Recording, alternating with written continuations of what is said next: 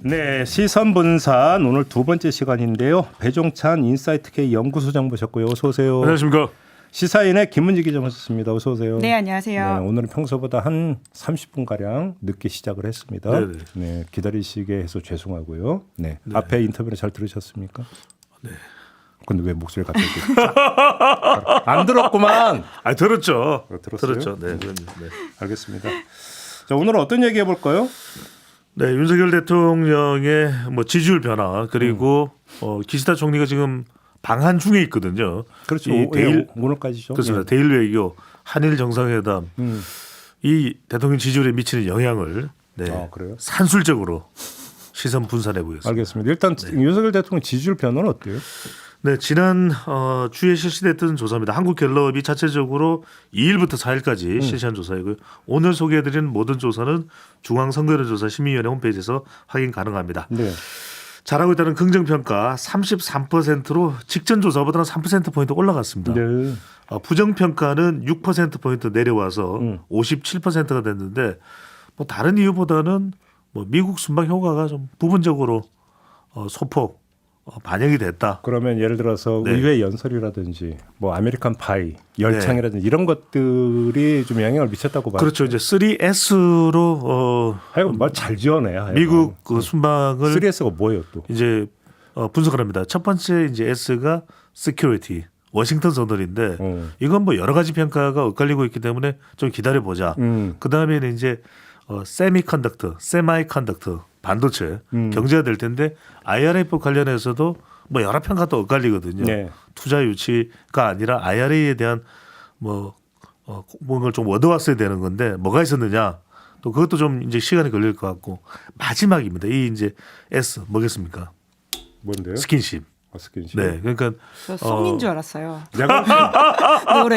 이 3S는 너무 지어낸 것 같아. 그러니까 이 80년대 스포츠 섹스 스크린 원래 이게 원조 3S가 이거잖아요. 그러니까 이게 이- 딱 듣는 순간에 오는데 이건 그렇죠. 그러니까 단어부터가 어렵잖아. 아니 이게 단어부터가. 시대를 간통하고 있죠. 네, 너무 지어내려고 하지 마요. 그래도 좀- 스킨십 준비해 오셨으니까 말씀 끝까지 그러니까. 들어봐야 되지 아니, 않을까요? 팬을 좀 칭찬도 해주시고 열심히 하고 있는데 해보세요. 네. 분산 집중 좀 해주시고요. 네.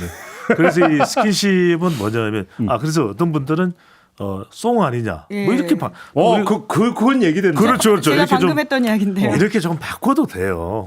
우리 김원지 기자의 정말 적절한 이 애드립. 송, 스피치. 그렇죠. 생각 못하신 것 같은데요. 스피치 생각 못했죠? 아니, 다 있죠. 에이, 스피치. 뭘 다 해. 그냥 일단 스피치 그래서- 얘기해 보세요. 예. MBC 영어 교실 시간은 아니니까요. 그래서 이제 이 스킨십, 그러니까 상하원 이 합동 영어 연설, 또 아메리칸 파이, 이건 좀 이제 긍정적으로 평가되는 부분이 있기 때문에 이것이 이제 이미지적으로 반영된 결과로 나타났다고 볼 수 있겠죠. 그러니까 신박하지 이번에 않습니까? 나온 것들을 네. 보면 이제 전통적인 보수 성향의 유권자들을 좀 결집했다 이렇게 이해하면 될 것 같은데요. 그러니까 30%라고 하는 그 전주의 여론조사를 보면 상당 부분 이제 특히나 이제 그 보수 대구 경북 쪽에서 좀 떨어졌던 경향들이 있었거든요. 근데 거기가 상당 부분 회복했다라고 하는 것들이 있는 것 같고요. 특히 70대 이상 같은 경우에는 긍정 평가가 원래도 높았는데 57에서 63으로 올라갔다라고 하는 부분도 있고, 그리고 대구 경북 같은 경우에도 40에서 45 보수라고 본인을 응답하신 분도 55에서 61 이렇기 때문에 그러니까 전통적인 유권자들이 좀 다시금 결집했다. 근데 다만 좀 눈에 띄는 게요. 유일하게 세대 중에서는 20대만 그 긍정 평가가 줄었습니다.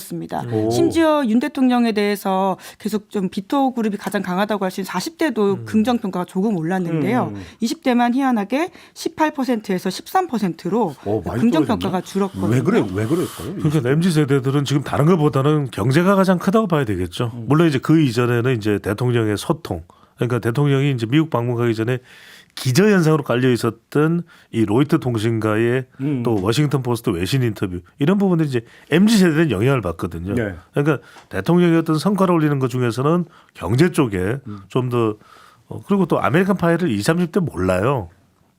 모릅니다. 솔직히 저도 몰랐는데. 그러니까요.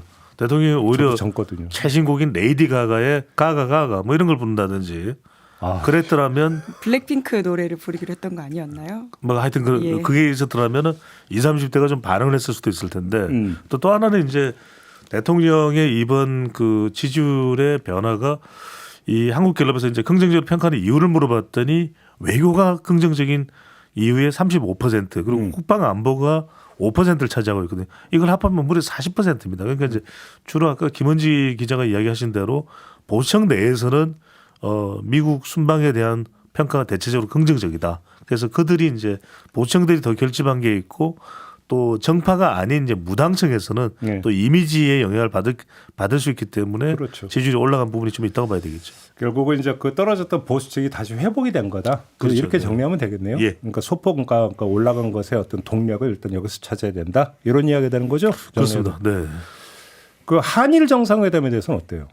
한일 정상회담은 일단 뭐 당장의 여론조사가 나오고 있지는 않지만 빅데이터 상으로는 좀 빅데이터 상으로는 긍정보다는 부정이 더 높습니다. 아, 그래요? 한일 정상회담에 대해서. 그래서 이제 또 긴급히 했죠. 제가 이제 우리 시선 분산의 의뢰를 받아서 날렵해요, 우리 네. 김충찬 소장님. 제가 움직일 때는 또 예, 분위기를 선술적으로 전하기 위해서 그렇습니다. 예. 상당히 또 기민하게 움직이는데 몸이 빨리 돌아가지는 않더라고요. 그런데 이제 6일 7일입니다. 오늘은 완전히 이제 아직까지 행보가 다 끝나지 않았기 때문에 일정이 네. 6일 7일이니까 대체로 그 전날하고 방한 전날 기시다에 대해서 연관 이제 감성 연관을 분석을 하고 한일 정상회담을 분석해봤는데 한일 정상회담은 긍정이 39, 부정이 59%예요. 오.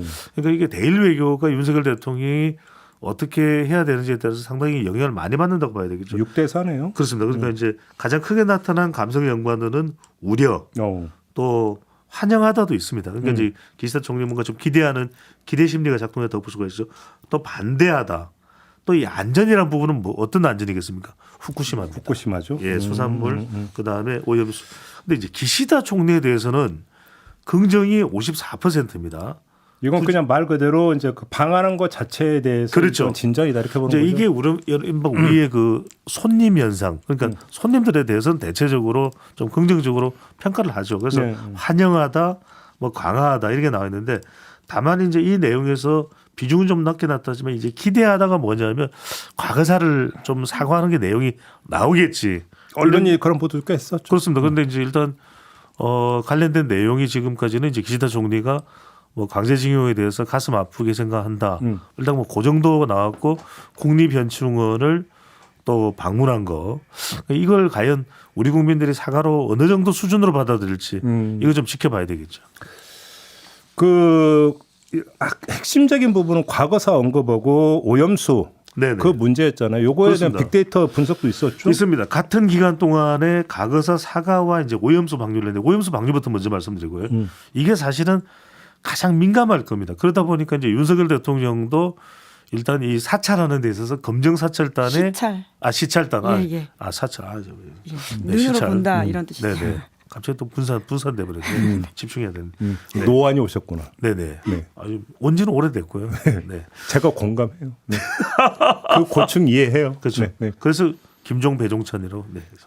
네. 그래서 이제 이 오염수 방류에 대해서 검증 시찰단에 우리도 참여를 한다. 그 이야기는 상당히 민감한데 그렇다고 해서 이걸 뭐 영영 뭐 안 된다고 할 수는 없을 테고 뭔가 이제 갖가지 방안들은 강구하는데 민감하다고 봐야 되겠죠. 이 빅데이터 상으로 봐도 우려, 반대하다, 국제적 또 과학적 안전, 우려 크다, 비판, 뒤통수 맞다, 뭐 망언 이런 상당히 뭐 부정적인 내용으로 도배가 되는데 긍정이 28, 부정이 무려 70%입니다. 네. 그러니까 가장 민감한 건 지금 아킬레스건이나 내관이 되는 부분이 이 오염수 방류로 볼 수 있고 그렇죠. 과거사 사과는 조금 이게 미묘합니다. 왜냐하면 과거사 사과를 빅데이터로 분석을 해보면 이 과거사 사과를 했냐 안 했냐 이런 것 떠나서 과거사에 대해서 대체적으로 이제 우리가 어떻게 인식하는지에 대한 감성 연관어가 등장한다고 볼 수 근데 있는 어떻게 제일 큰 게 위협이에요? 위협이 뭔 뜻이에요? 그러니까 이제 우리가 이제 위협을 받는다라는 것이 이 강제징용과 관련해서 일본에서는 뭐 전혀 모른다 또는 그 과거사에 대해서 우리가 뭐 각가지 일본으로부터 받았던 위협 이런 게 이제 총체적으로 드러났다고 봐야 되겠죠. 그래요? 이게 다른 빅데이터 엔진을 봐도 위협이 크게 나타나 있더라고요. 그래요? 위협? 그렇습니다. 과거사 사고 관련해서 위협? 그렇습니다. 그 다음에 이제 기대하는 부분은 이제 사과를 해주기를 기대한다고 볼 수 있는 것이고 과거사 사과할까 힘들다. 그래서 긍정은 40% 또 진정성도 나타나는데 부정이 60%. 그러니까 아직까지는 이 과거사 사과에 대해서 총체적으로 보면은 사과 제대로 할까? 그렇지 않을 것 같은데라는 인식이 더 높다고 봐야 되겠죠. 알겠습니다. 종합을 하면 윤석열 대통령의 지지율 추이를 보면은 딱 30%를 딱 기준점으로 잡고 플러스 마이너스 3. 이 정도에서 계속 왔다 갔다 하고 있는 거 아닙니까? 양상이? 그렇죠. 지금 현재는 그게 고차가 되어 있습니다. 30%대 초반. 예. 그러니까 보수층 정도만 윤석열 대통령이 확보하고 있고 중도 그리고 진보 쪽에서는 계속해서 대통령 부정평가층으로 머물러 있다. 이렇게 해서 그러니까 떨어지면 한 27까지 떨어졌다가 예. 회복되면 한 33, 34 정도로 회복이 되고 그렇죠. 예. 계속 이게 뭐 시소 비슷하게 이렇게 지금 가고 있는 거 아닙니까? 결국은 이건 무슨 얘기냐면 그러면 이게 윤석열 대통령의 한계냐? 그러니까 다시 말해서 아주 확실하게 박스에 딱 갇혀버린 것이냐? 이걸 좀 분석을 해야 될 건데 우리 전문가는 어떻게 분석하십니까? 지금 상태로는 박스권을 돌파하기가 쉽지 않다고 봐야 되겠죠. 왜 그러냐면은 결과적으로 윤석열 대통령이 관통해야 되는 것이 중간이거든요. 중간 허리 부분을 흡수할 수 있어야 되는데 지금 중도층이나 무당층이나 MZ 세대를 확보하지 못하고 있다. 이것도 세 가지 이유입니다. 네, 뭔데요? 좀 반응이 안 오시는 세 가지. 뭔데요? 첫 번째는 뭐냐면은 소통. 그러니까 소통을 안 하니까 중도층이 흡수가 안 되는 거죠. 그러니까 일단 그 이유가 있을 테고 이 소통에는 뭐 국민과의 소통도 있을 수 있고 야권과의 소통도 있을 수 있겠죠. 두 번째는 이제 정책입니다. 정책인데 이 정책과 관련해서는 뭔가 뾰족한 정책이 안 나와요. 근로시간 69시간 제도 헛발질. 그전에 있었던 만 5세 취향 연령도 헛발질. 그러니까 국민들이 원하는 게 여야 간에 머리를 맞댈 수도 있을 테고 아니면 정책 개발을 좀 더 신중하게 하면서도 현장의 목소리를 더 잘 반영할 수도 있을 테고 그렇다면 이것이 이제 청년 정책이라도 제대로 나온다면 MZ 세대를 흡수할 수가 있거든요. 그런데 계속해서 지난 대선 이후에는 2030 지지율이 잘 안 들어오고 있다는 거 아까 우리 김원지 기자께서 말씀하셨는데 마지막은 뭐냐면은 인사입니다. 인간 그러니까 사람과의 관계 총체적으로 지금도 태영호 이진복 정무수석 간의 뭐 녹취록 파장 이것도 대통령 지지율에 영향을 준다 봐야 되기 때문에 이것도 이제 결과적으로는 무당층이 못 들어오는 주요 이유가 될 수 있겠죠. 그러다 보니까 대통령의 지지율이 소정인, 소통, 정책, 인사, 인간관계, 소정인이죠. 우리 김은지 기자는 어떻게 분석을 하세요? 왜 이렇게 같이 있다고 생각하세요? 윤석열 대통령 지지율에 대해서요.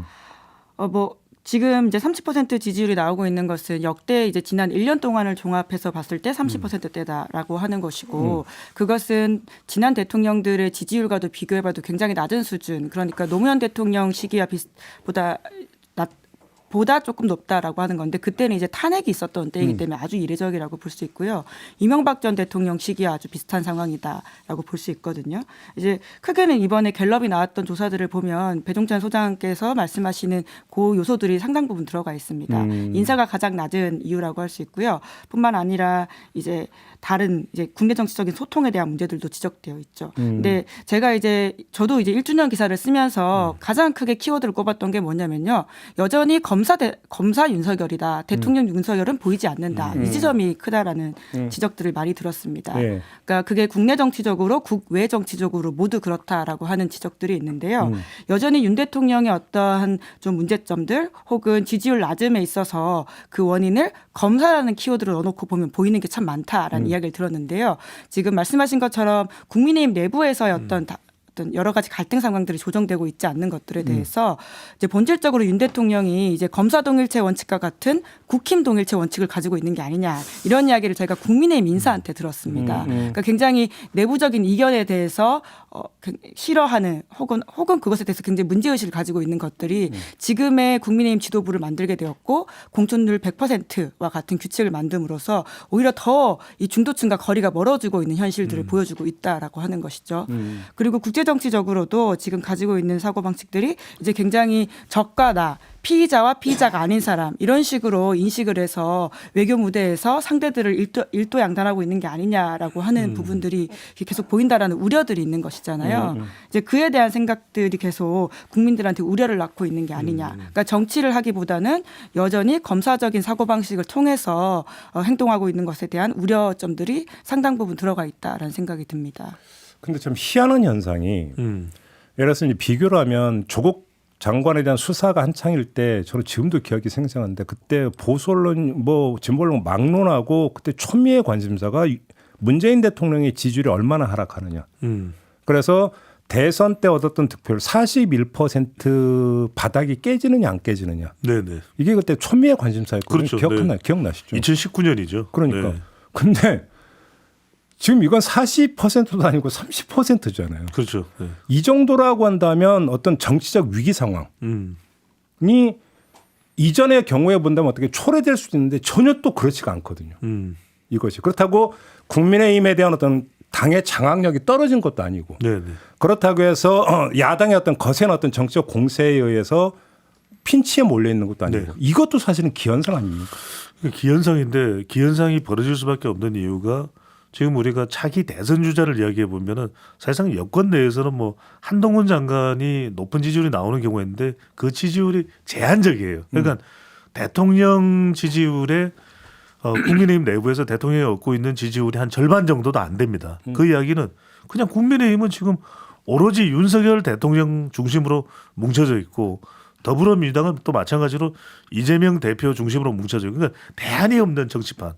그러니까 우리가 제3세력이나 신당의 가능성을 높게 볼 수 없는 이유가 결국 정치는 사람 중심으로 돌아가잖아요. 네. 근데 그런 상황에서 뭔가 윤석열 대통령의 대체제가 있다면 그쪽으로 권력이나 세력이 급속히 또 흘러갈 텐데 전혀 그렇지가 못한 상황이거든요. 그러니까 뭐 어쨌거나 저쨌간에 총선까지는 윤석열 대통령으로 갈 수밖에 없고 총선 이후에도 그 결과가 어떻다 하더라도 뭐 총선에서 패한다면 더 이제 상황은 악화되겠죠. 근데 이제 그러고 난 이후에도 누군가 유력 구심점으로 떠오르면 그 사람 쪽으로 갈지라도 그 전까지는 일단 대안이 없는 상태죠. 일종의 우리가 볼모 정치가 되어 있다. 아까 이제 김은지 기자가 말씀하신 그 검사주의라는 게 실제 학교에서도 관련된 연구 결과가 나왔어요. 그래서 프라시큐러시라고 이야기합니다. 프라시큐러시. 그러니까 프로시큐트의 검사와 그다음에 뷰로크러시의 이 관료제를 결합한 단어로 검사주의 정치가 지금 진행되고 있다라고 이제 설명이 되고 있는 것이죠. 그러니까 뭐 정부가 처음 이제 윤석열 정부가 처음 출발했을 때 이제 야당 관계자들이 저한테 이제 그런 식 이야기를 한 적이 있는데요. 이제 지지율이 그때 한참 이제 굉장히 정권 초임에도 불구하고 이례적으로 낮을 때였습니다. 뭐 지금도 그러한 기조들이 이어지고 있죠. 그런데 이것이 과연 야당한테 좋은 것이냐라는 식의 이야기였는데요.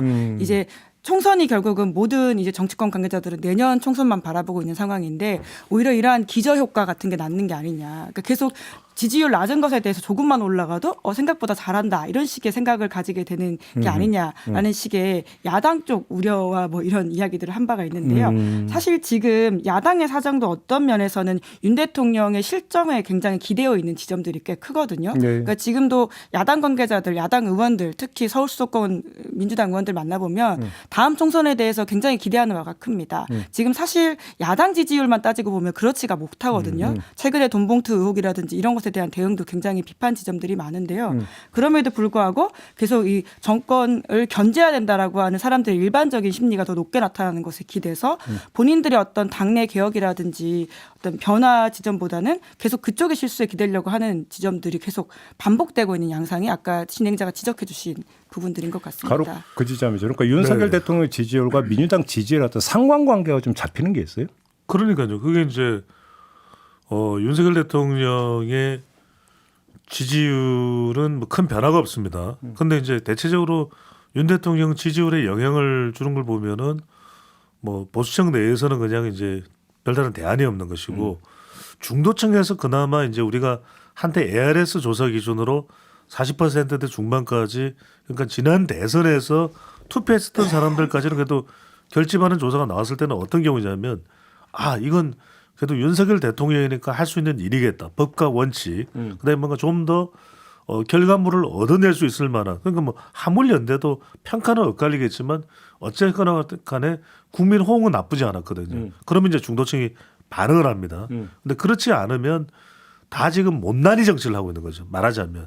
그러니까 이제 이 정치가 버틸 수 있는 이유는 뭐냐면 뭔가 새로운 건 우리가 찾기 거의 불가능한 상태에서 아까도 말씀드렸지만 내년 총선 구도에 대해서 물어보면은 한국갤럽조사입니다. 아까 개요는 소개를 해드릴 거예요. 이제 정권 안정론 쪽에 힘을 실어주는 의견이 37%. 그런데 이제 정권을 견제하기 위해서 심판해야 된다는 것이 49%가 나옵니다. 그런데 같은 조사에서 더불어민주당은 또 32%예요.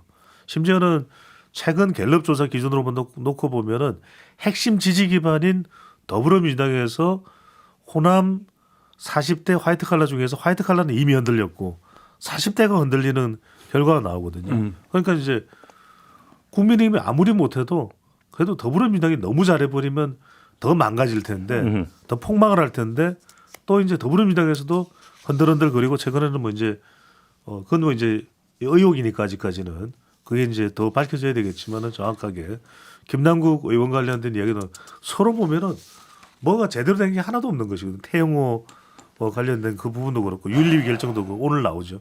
그러다 보니까 그냥 이 상태로 공천권이라고 하는 이해관계의 결집 속에서 이 그 연결선 연장선 속에서 그냥 지속되는 상태, 지탱되는 상태. 결론적으로 그러니까 의미 공생 관계가 형성이 되어 있다. 그러니까 윤석열 대통령의 낮은 지지율이 민주당의 문제를 가려주고 민주당의 낮은 지지율이 윤석열 대통령의 어떤 그 낮은 국정 지지도를 가려주는. 네, 맞습니다.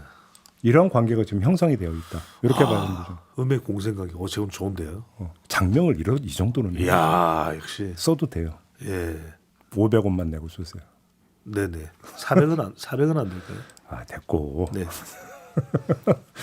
근데 지금 이제 총선까지 연결지어서 이야기하는 거 제가 볼 때는 너무 무리가 있고 예. 대한민국 정치판에서 지금 거의 1년 가깝게 남아 있는 상태에서 뭐 이게 총선에 어떤 영향을 미칠까를 얘기하는 건 제가 볼 때는 아무 쓰잘데기 없는 이야기라고 좀 생각을 하고. 네. 근데 문제는 그 국민들 입장에서는 뭔가 희망을 보고 단서를 찾는 정체가 좀 됐으면 좋겠는데 좀 그게 안 되고 있다. 결국 이 이야기로 연결이 되는 거 아니겠습니까? 그렇습니다. 네. 그래서 오히려 이제 왜 이래 이러면서 짜증내면서니까요. 이게 이제 시사 프로에도 영향을 미친다니까 이게. 그러니까 결과적으로 이러한 상황들이 계속 지속될 경우에는 이제 우리한테 좋지 않다라고 하는 지점이 그것이죠. 왜냐하면 사람들이 전반적으로 정치에 혐오를 느끼거나 혹은 무관심하게 됨으로써 가지게 예. 되는 비용이라고 하는 게 예. 우리 공동체에 굉장히 좋지 않다라고 하는 것인데요. 당장 말씀하신 것처럼 시사 프로도 이제 듣기 싫다 이렇게 될 수도 있는 것이죠. 정치 자체가 싫다 그러니까 이렇게 이게 될 경우에요. 동접자 수가 자꾸 네. 떨어지면 안 되거든요. 이럴수록 너무 시사 됐고 넘어가고. 네. 네, 알겠습니다. 네, 이제 그렇기 때문에 이제 조금 더 총선에 관련된 이야기를 하자면 물론 이제 그 1년 사이에 어떤 일이 일어날지는 정말 아무도 모르기 때문에 지금 상황에서 무언가를 예측하는 건 어려운데요. 그럼에도 불구하고 지금과 같은 상황이 계속 유지가 된다면 투표율 자체가 낮을 수 있다. 이제 그렇죠. 그러니까 양당 그렇죠. 모두가 기대하는 바와는 굉장히 다른 모습이 드러날 수 있기 때문에 그렇죠. 지금은 둘 다 너무 싫어서 무엇 하나 싫은 에너지로 투표장에 간다라고 하는 생각을 하고 있는 것이고 실제 지난 대선이 좀 그랬던 지점들이 크잖아요. 그런데 과연 총선까지도 그럴까? 라고 하는 것에 대해서는 정치권 관계자들도 많이 이야기하고 있는 게 사실입니다. 그렇죠. 정치권에서는 그래서 뭐 어떤 얘기들이 좀 많이 나와요? 윤석열 대통령 지지율이나 뭐 총선에 대해서? 근데 지금 말씀처럼 이제 1년 남았기 때문에요. 아직까지 이제 그 윤 대통령 1년 지지율을 종합해 보는 식의 이야기 그리고 이제 무엇을 양당이 잘해야 되는지 대통령이 잘해야 되는지 이야기지 1년 후 어떻게 될 것을 예측하는 사람들은 없다고 보시는 게 맞을 것 같습니다. 그걸 예측한다고 한다면 제가 볼 때 예. 약간 사기성이죠. 그거. 그리고 각계 전투한다 이렇게 봐야 될 것 같고요. 오히려 이제 그날 현안들에 대응하는 모습들이 굉장히 훨씬 더 바빠 보이고요. 그러니까 이번 주는 아무래도 말씀하신 이제 모두의 말씀 주신 한일 정상회담 관련된 부분들 어떤 식으로 굴러갈지 그리고 이제 이번 주는 윤 대통령 취임 1주년이기 때문에요. 그와 관련돼 있는 평가들이 주로 나오지 않을까 싶긴 합니다. 근데 따지고 보면은 정말 국민들을 위해서는 정말 새로운 자극이 될 수 있는 정말 새신의 혁신적인 정치 세력이 나오긴 해야 됩니다. 왜냐하면 뻔히 보이는 건 국민의힘은 이렇게 생각할 거예요. 그러니까 이재명 대표 리스크, 송영길 전 대표의 돈봉투 리스크, 또 뭐 엊그제 불거지고 부각되기 시작했나요? 또 김남국 의원의 또 코인 리스크. 자, 이 정도면 우리 이겼다. 그러니까 국민의힘이 지금 뭐 하고 있는 건 생각 안 하는 거죠. 그러면 더불어민주당은 또 이렇게 생각하겠죠. 대통령 지지율이 이렇게 낮은데 에이 백석도 힘들 거야. 국민의힘 봐. 뭐 태영호, 김재원 최고위원들을 뽑아놨더니 다 뭐 온통 리스크야. 그리고 김기현 대표는 울산에서도 지지율이 안 나오는데 지지가 안 나오는데 뭘 어떻게 하겠어. 그냥 우리 이긴 거야. 그리고 이재명 대표도 다 소명될 거고 에이 돈봉투가 뭐 큰 거 아니야. 코인이야 뭐 살짝 꼬였나? 뭐 이렇게 이야기하면서 그러니까 이게 뭔가 민생을 잘해서 우리가 뭘 잘해가지고 수학 100점 받고 영어 100점 받고 이게 아니라 그냥 일진이 한번 휩쓸면은 판이 바뀐다. 이런 정치판의 생각이 아닌가. 이게 제일 불행해지는 건 국민인 거죠. 그렇다면 저는 사실은 새로운 세력이 나와야 되는데 구닥다리 그냥 정치에서 뭐 공천 못 받은 사람들이 집합해서 만들어지는 그런 신당은 전혀 약발이 안 먹힐 거고 정말 파격적인 정당, 정말 미용사, 이발사, 뭐 청소부 이런 분들이 국회로 진출할 수 있는 토대를 만들어줄 수 있는 정말 이념에 막 이 매몰돼 있는 정당 말고요, 실용적으로 그런 정당 정치 세력이 나오긴 해야 돼요. 근데 뭐 당내 개혁이라는 이슈도 있기 때문에 뭐 네네. 제3당도 분명히 이제 양당을 긴장시키는 존재일 수 있겠지만 또 당내에서 어떤 식의 새로운 목소리들과 흐름이 만들어질지도 좀 지켜봐야 될 포인트라는 생각이 좀 들긴 하는데요. 알겠습니다. 네. 관전 포인트까지 좀 얘기를 했는데 앞으로 이제 계속 이 비슷한 이야기는 이 시선 분석을 통해서 한번 이제 앞으로도 여러 번 아마 하게 되지 않을까. 예. 혹시 못다 하신 말씀 있을까요? 예, 제가 한일 정상회담 관련해 가지고 하나만 좀 짚고 싶은 게 있는데요. 이제 아까 이제 부정평가와 관련해 가지고는 이제 과거사 사과와 오염수 방류는 부정평가가 더 높다라는 지점들이 있었잖아요. 그러니까 과거사 사과라든지 이런 오염수 방류와 관련해서 우리가 봐야 될 포인트라는 부분인데요. 그러니까 기시다 총리가 어제 이게 파란색 리본을 계속 달고 왔습니다. 그 파란색 리본이라고 하는 것이 이제 북한에 잡혀간 납북자 이슈로서 일본이 굉장히 강조하고 있는 일본의 피해자성과 관련돼 있는 것이거든요. 그리고 이번에 기시다 총리가 가장 의미 있는 메시지 냈다고 하는 지점으로서 저는 그 히로시마의 조선인 피해자, 원폭 피해자 그 위령비를 위령비. 가겠다라고 하는 부분인 것 같습니다. 사실 그 외에는 평가하기 좀 힘든 지점들이 여전히 있다라는 생각이 드는데요. 근데 이 두 가지의 핵심이 무엇이냐면 일본은 피해자다. 라고 하는 것입니다. 바로 그 점이죠. 예, 그러니까 우리가 이걸 잊지 않고 평가를 한다면 굉장히 여러 가지를 놓칠 수 있다는 생각이 드는데요. G7 히로시마 정상회의가 굉장히 그 기시다한테는 아주 중요한 정치적 일정이고 본인의 지역구에서 일어난 일만이 아니라 외교장관으로서의 본인의 어떤 정치적 기량을 정점으로 보여줄 수 있는 행사이거든요. 근데 이것의 핵심 야마라고 하죠. 그러니까 주제어가 핵무기 없는 세상인데 이 핵무기 없는 세상이 좋은 말이긴 하지만 일본으로서는 이 2차 세계대전에서 본인들이 전범이 아니라 피해자이다라고 하는 서사를 강조하는 부분이 바로 그 있습니다. 그러니까 G7 정상회의가 히로시마에서 열린다는 예, 거죠. 그렇죠. 그래서 우리가 그러니까 이 일본의 과거사 문제에 대해서 사람들이 계속 가지고 있는 불만들 혹은 문제의식이라고 하는 것이 단순히 사과를 하지 않는다라고 하는 것이 아니라요. 정체성 변화를 일본이 끝없이 요새 유행하는 말로 현상 변경을 하고 있기 때문이거든요. 그러니까 일본은 가해자 국가로서 한국에 제대로 사과한 적이 없고 본인들의 가해자성, 식민지 불법성을 인정한 적이 없다라고 하는 데 대한 사람들의 문제의식인 건데 이것을 단순히 끝없이 과거의 발목을 잡으면서 과거에 매여 있고 사과라는 존재로 이해하는 것은 굉장히 일차원적인 사고다. 그리고 사람들의 문제의식이라고 하는 것은 거기서부터 발현된다라고 하는 걸 좀 이해할 필요가 있습니다. 알겠습니다. 자, 요즘 확인하면서 오늘 네. 시선 분사는 네. 마무리하도록 하겠습니다. 두 분 오늘 좀 늦게 끝났네요. 고생 많이 하셨고요. 저도 함께 물러가겠습니다. 고맙습니다. 고맙습니다. 감사합니다.